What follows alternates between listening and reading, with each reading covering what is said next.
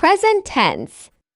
Hello, assalamualaikum warahmatullahi wabarakatuh. Welcome back to me, Mrs. Maesi. Kali ini saya akan menerangkan tentang simple present tense, yang mana pada tenses ini mempunyai dua rumus. Yang pertama verbal sentence dan yang kedua nominal sentence. Banyak dari kita pembelajar bahasa Inggris yang masih bingung. Mereka masih sering atau kita masih sering menggabungkan antara rumus yang verbal dan nominal menjadi satu. Nah, supaya kalian tidak bingung lagi, simak video ini sampai selesai ya. Yang pertama kita akan bahas rumus verbal sentence. Rumusnya ada subject plus verb s or as plus object plus adverb. Yang mana kata kerja s dan s ini sudah saya terangkan di video sebelumnya ya.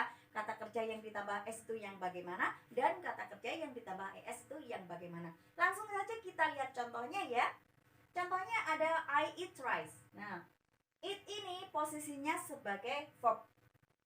Karena sebagai verb dan di sini subjeknya I, maka tidak perlu ditambah dengan s atau es. Dan yang kedua ini ditambah es ya guys. Nah, karena subjeknya adalah she dan ini berakhiran dengan consonant, maka cukup ditambah dengan s. She reads a book. Dia membaca sebuah buku. Nah, fungsinya eat dan reads ini adalah verb. Jadi rumus verbal itu adalah kalimat yang ditandai dengan adanya verb kata kerja. So, sudah paham kan? Kita lanjut ke rumus yang kedua ya. Rumus yang kedua yaitu namanya nominal sentence. Ditandai dengan adanya to be, subject plus to be plus ana, adverb, noun, and adjective. Untuk contohnya, I am a teacher. Ini to be-nya am dan subjeknya I. Untuk to be is digunakan untuk subjek he, she, it, dan untuk to be are digunakan untuk subjek you, we, they. Untuk contoh yang kedua, you are beautiful. Kamu itu cantik ya. Nah, are di sini ini sebagai to be. Jadi, kalimat nominal itu kalimat apa? Kalimat yang ditandai dengan tidak adanya kata kerja, yaitu adanya to be.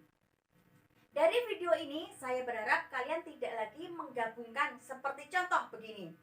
I am come from Rembang. Nah, kita tulis dulu ya biar jelas. I am come from Rembang.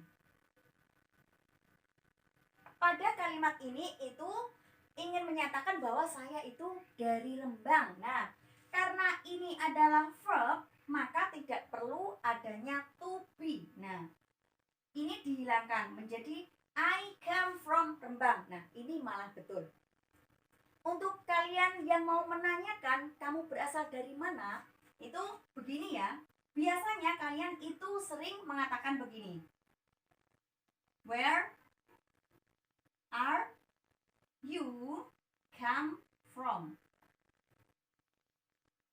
Kamu dari mana sih? Gitu ya maksudnya. Nah, ini sudah ada verb, ini ada to be.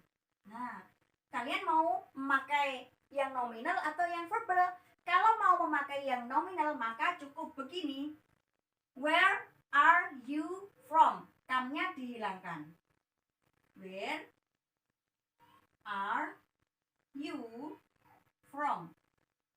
Nah, ini malah benar. Bukan where are you come from. Kalau kalian ingin menggunakan kata kerja, maka yang dihilangkan adalah to be-nya. Berarti menjadi bagaimana?